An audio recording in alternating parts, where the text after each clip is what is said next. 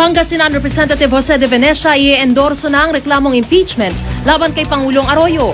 Pero mga kalyado ng Pangulo, minaliit lang ito. Senate Committee on Foreign Relations Chair Miriam Defensor Santiago ibinasura ang hiling ni PNP Chief Jesus Versosa na magkaroon ng executive session sa pagdinig sa kontrobersyal na Moscow trip. Pag-ahon sa labi ng mga biktima ng tumaob na MV Princess of the Stars, sisimula na ngayong araw ng linggo. At isang linggo bago magundas, Halloween party sa Trick or Treat, hataw na. Hindi bumibitaw sa balita, ito ang GMA Weekend Report. Patuloy na nakabantay ang GMA News para ihatid sa inyo ang mga pinakamalalaking balita. Handa na raw si dating House Speaker Jose de Venecia na isiwalat ang kanyang nalalaman tungkol sa umano'y dayaan sa eleksyon noong 2004, pati na sa mga umano'y maanumalyang proyekto ng gobyerno. Yan ay matapos niyang ihayag na i-endorso na niya ang reklamong impeachment laban sa dating kaalyadong si Pangulong Arroyo. Ito ang Weekend Report ni Steve Dailisan. Palaban si dating House Speaker Jose de Venecia sa kanyang pag-anunsyo na i-endorso na niya ang impeachment complaint laban kay Pangulong Arroyo. Nagdalawang isip daw siya sa ginawang hakbang dahil isa ang anak niyang si Joey sa mga naghain ng reklamo. Its gravest allegations concern the willful abuse of presidential power, of culpable violations of the Constitution, of corruption in high office, and on a massive scale, killings and violations of individual human rights. Handa raw siyang tumistigo kung kailangan. Wala na raw siyang takot na isiwalat ang lahat ng kanyang nalalaman tungkol sa 2004 election fraud, NBN ZTE scandal at North Rail Project kung saan nakaladkad din ang kanyang pangalan. I will answer all questions no matter who gets hurt. Aminado si JDB na suntok sa buwan ng tagumpay ng reklamo dahil sa bilang ng mayorya. Pero hindi raw siya manghihikayat ng iba pang kongresistang pumirma sa reklamo. Members of Congress must decide based on the merits, not based on party affiliation. If we listen to our conscience, then the numbers can develop rapidly. Binaliwala naman ni House Speaker Prospero Nogales ang pag-endorso ni De Venecia sa reklamo. Hindi raw kasi ito napapanahon dahil mas prioridad ng Kamara ang pagharap sa global financial crisis na nakaaapekto pati sa ating bansa. Tila huli na rin daw ang aksyon ni De Venecia. Una lang sa mag-i-endorse niyan, parang strange bedfellows na eh. Samahan niya si Saturo Campo, samahan niya si Teddy Casino, samahan niya si Barakel. Ay naman sa Malacanang, mga lumang issue na raw ang nilalaman ng impeachment complaint. Bahala na raw ang Kamara sa reklamo dahil abala raw ang palasyo sa pagtugon sa global financial crisis. She's so concentrated on the discussions here. But at saka naman, impeachment man, nasa Kongreso yan eh. Hayaan na natin Kongreso to take the appropriate action. Steve Dailisan, GMA News. Ibinasura ng Senate Committee on Foreign Relations ang hiling ni PNP Chief Jesus Versosa na magkaroon ng executive session sa pagdinig sa kontrobersyal na Moscow trip. Sa isang bukas na liham sa hepe ng PNP, sinabi ni Committee Chair Senator Miriam Defensor Santiago na wala raw indikasyong makasasama sa pambansang seguridad ang mga itatanong kay Versosa. Kinontra rin daw ni Versosa ang sarili niya dahil noong pagdinig noong Huwebes, sinabi nitong wala siyang alam sa halos 7 milyong pisong dala ni dating PNP Comptroller Eliseo de la Paz sa Russia. Nilinaw naman ni Budget Secretary Rolando Andaya Jr. na kung ang pera ay pambili nga ng mga equipment ng PNP tulad na lamang ng laman ng liham ni Versosa sa Senado, dapat daw dumaan ito sa normal na proseso ng public bidding. Hinimok naman ni Committee Vice Chairman Senator Maro Rojas si Senate President Manny Villar na ngayon nasa Europa na kumilos na para maaresto si De La Paz. Sa gitna nito, nananawagan ng PNP chief sa kanyang mga tauhan na manatiling nakatutok sa trabaho at huwag magpapaapekto sa kontrobersya. Inihatid na sa huling hantungan ng abo ni Dr. Francisco Sarabia Jr. ang biktimang nasawi dahil sa mga nagkakarerang bus sa EDSA. Ang desisyon ng pamilya laban sa mga responsable umano sa insidente, pinag-iisipan pa rin. Ito ang Weekend Report ni Trisha Zafra. Balot ng lungkot ang pamilya Sarabia nang ihatid ang mga abo ni Dr. Francisco Sarabia Jr. sa huling hantungan nito sa Loyola Memorial Park sa Marikina. Bagamat nagdadalamhati, tahimik, taimtim at kalmado naman ang mag-anak. Bago ang libing, nagdaos ng misa. Nakasuot ng puti ang karamihan sa pamilya. Simbolo raw ito ng kapayapaan na siyang sumasalamin sa karakter ng yumaong doktor. Ayon sa nakatatanda nitong kapatid na si Monty Sarabia, si Francisco o Toto ang madalas mamagitan sa mga hindi pagkakaunawaan sa pamilya. Kaya malaking kawalan daw ang pagkamatay nito. Pagkatapos ng libing, nagkaroon ng pulong ang mag-anak. Sarado ito sa media. Dito raw nila isa sa pinal ang balak nilang pagsasampa ng kaso laban sa mga responsable sa pagkamatay ni Dr. Francisco, maging ang pagsusulong ng advokasya laban sa walang ingat na pagmamaneho. Trisha Zafra, GMA News. Bukas na magsisimula ang retrieval operations para sa mga nasawing pasaherong kasamang lumubog ng MV Princess of the Stars. Itong Sabado, isinapinal ang pag-survey sa ilalim ng dagat para hindi mahirapan ang mga sisisid. Ito ang weekend report ni Julius Segovia. Gamit ang proper diving equipment gaya ng helmet na may flashlight at camera, muling sumisid ang mga diver ng Harbor Star para sa kanilang final survey umaga nitong Sabado. Binalikan nila ang deck B ng barko kung saan maraming debris. Inalis nila ang mga ito para di raw makasagabal sa takbo ng body retrieval ngayong linggo.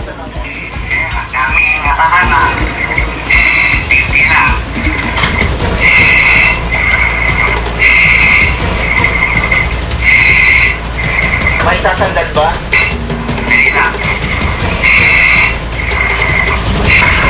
Kausap ng mga diver ang dive supervisor nila sa control booth. Huwag ka lang dyan papaloob, makita natin yung itsura niyan.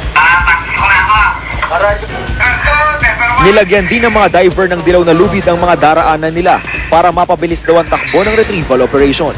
Yan ang greatest challenge, being able to handle themselves inside the confined space. At saka yung vision, tapos nandyan din yung dealing with the bodies. Aminado ang Task Force Princess Star na di biro ang pag-ahon sa natitira pang mga bangkay sa loob ng tumoob na barko. Sa isang press statement, sinabi ni DOTC Undersecretary at Task Force Chief Elena Bautista na mas komplikado at maselan pa ito sa pag-recover ng mga toxic chemical. Posible raw kasing ma-expose sa mga bakterya ang mga diver. Pero ang Harbor Star, mas mabigat pa rito ang nakikitang epekto. Sa mga dating mga nagtatrabaho sa ganyan, meron ding nakakaroon ng post-traumatic disorder. Dumating nang may 50 water recovery bag mula sa Amerika na gagamitin sa retrieval operation. Hindi yung sinasaklob na ganon. Yung pwede siyang kunyari floating yung body, pwede siyang ilagay muna ng ibabaw, tapos yung flap, saka naman ganon, tapos saka i-zipper. Nakapwesto na rin sa tabi ng tumob na barko ang MV Tacloban Princess na magdadala naman ng mga marirecover na bangkay sa Cebu. Hindi lang pamilya ng mga biktima ang pagbabawalang makalapit sa site, maging taga-media, hindi raw hahayaang makasampa sa barge. Mula rito sa Sibuyan Island, Romblon, Julius Segovia, GMA News. Nakatakdang ibaba ng Board of Parole ng State of Nevada sa loob ng 3 linggo ang desisyon para sa parole ng dating PBA player na si Rudy Distrito. Yan ang inihayag ng dating basketballista at designated guardian ni Distrito sa Nevada na si Abby King, habang lumalahok sa medical at dental mission ng mga Philippine basketball legend sa Barangay de la Paz sa Antipolo City nitong Sabado.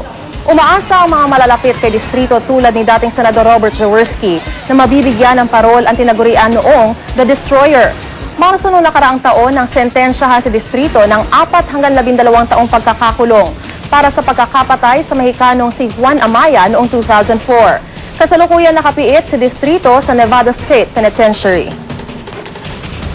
Because of his good, parang good behavior,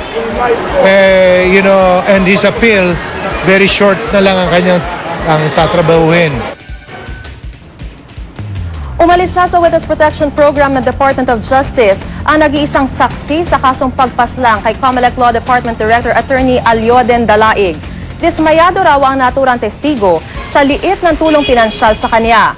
Wala rin daw siyang pabuyang natanggap sa pagturo kay PO2 Baser Ampatuan na siya niyang pumaslang kay Dalaig noong November 2007. Ang Manila Police District naman irerespeto raw ang desisyon ng saksi na 5 buwan din daw nilang inalagaan. Giit din nila wala silang alam na pagkukulang sa nasabing testigo maliban sa usapin ng budget sa pangangalaga nila rito.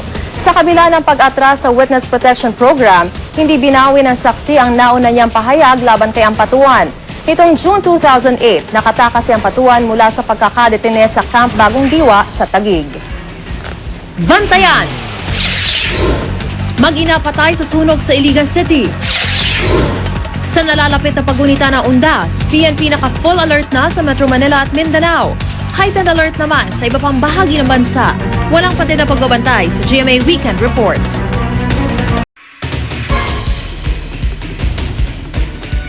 Patay sa ambush si San Manuel Tarlac Vice Mayor Reynaldo Malazo nitong hapon ng Sabado. Pinagbabaril ng umano'y 4 na armadong lalaki ang vice-alkalde, pati ang kaniyang kumparing si Romeo Barrientos sa harap mismo ng kanilang tirahan sa Barangay Salcedo. Blanco pa raw ang Tarlac PNP sa motibo ng pananambang. Tumanggi rin munang magsalita ukol sa insidente ang pamilya Malazo. 7 bilonggo sa Quezon Provincial Jail ay tinakas ng mga armadong lalaki nitong hapon ng Sabado. At sa Palawan, mga butanding muling namataan. Yan at iba pang balita sa iba't ibang lalawigan ng aming binantayan. 7 political detainees ang itinakas mula sa Quezon Provincial Jail nang may 50 lalaki nakasuot umano ng uniforme ng mga tauhan ng SWAT at Philippine Drug Enforcement Agency o PDEA. Nagpanggap daw ang mga itong may ipapasok ng mga bilanggo. Tinangka pa raw ng Lucena City Police na harangin ang mga suspect na sakay ng van, pero pinaputukan sila at pinasabugan ng granada. 2 pulis at 2 sibilyan ang sugatan. Tumutulong na ang AFP sa manhunt operation ng pulisya laban sa mga suspect at mga nakapugang bilanggo. Isang TAFGO naman ang naiulat na patay sa pag-atake ng mga pinaniniwalaang NPA sa Makilala, North Cotabato nitong umaga ng Sabado. 4 na iba pa ang umano'y sugatan sa insidente. 2 ang nasawi sa sunog sa Iligan City nitong hapon ng Sabado. Isang bahay ng mga biktimang mag-inang Edith Itang at ang 4 na taong gulang niyang anak sa mga nasunog sa Barangay Roosevelt sa poblasyon. Inaalam pa ang sanhi ng sunog. Magandang balita naman sa mga taga Pandan Island sa Palawan ang muling pagkakakita ng whale sharks o butanding sa lugar. Dahil dito pinag-aaralan na ng lokal na pamahalaan na isulong ang turismo sa isla. Patay sa pamamaril ang ina at kuya ng singer at Oscar-winning actress na si Jennifer Hudson. Habang sa Australia, sari-saring eskultura, hinilera sa pampang ng pamosong Bondi Beach. Yan at iba pang balita sa iba't ibang bansa ang aming binantayan. Doble kayod ang mga sex workers sa San Francisco, California sa Amerika para hikayatin ng mga mamamayang aprubahan ng Proposition K, isang panukalang nagbabawal sa mga lokal na pulis na imbestigahan o arestuhin ang mga commercial sex worker. Bagamat hindi nito ginagawang legal na ang prostitusyon sa lungsod, matutulungan daw ng panukala ang mga sex worker na maitaguyod ang kanilang mga karapatan, kabilang na ang pagbubuo ng unyon. Masusing iniimbestigahan ngayon ng Chicago Police ang insidente ng pamamaril na ikinamatay ng ina at kuya ng singer at Oscar-winning actress na si Jennifer Hudson. Tuloy rin ang paghahanap sa 7 taong gulang na pamangkin niyang lalaki na napaulat na nawawala. Inaresto at kasalukuyang kinekwestiyon ng pulisya ang asawa ng ate ni Hudson na umano'y nakaalitan ng ina ng singer simula pa raw nung nakaraang taon. Hitik sa Charisma Champion sa pagkalabit ng gatilyo, yan ang tanyag ng British spy character na si James Bond. At syempre bukod sa kaniyang girls at gadgets, di nawawala sa eksena ang mga magagara niyang sasakyan. Dito sa Beaulieu National Motor Museum sa United Kingdom, makikita ang ilan sa mga kinarerang sasakyan ng sikat na British spy. Ang Ford Mondeo ito, minaneho ng aktor na si Daniel Craig sa Casino Royale. Si Pierce Brosnan naman ang nakipagkarera sa Jaguar XKR Roadster na ito sa Bond film na Die Another Day. Tad-tad naman ang missiles at may spikes pa sa gulong ang Aston Martin Vantage na ito na ginamit sa 80s Bond film na The Living Daylights. At mula sa dekada 70 ang Bond film na The Spy Who Loved Me, ang Lotus Esprit na nagtatransform sa isang submarine. Pinuno ng 107 malilikhang eskultura ang pamosong Bondi Beach sa Sydney, Australia para sa taunang Sculpture of the Sea Festival. Sari-sari ang tema ng mga artwork na inilagak sa 2 kilometrong pampang. Merong cultural, merong halatang gawa ng pet lover, at meron ding kung ano-ano na lang. I don't know what it means. Naka-alerto na ang Philippine National Police bilang paghahanda sa Undas. Ngayon pala ang iba't ibang paraan ng paggunita sa mga yumaong mahal sa buhay ang namamalas sa iba't ibang lugar sa bansa. Ito ang Weekend Report ni James Velasquez.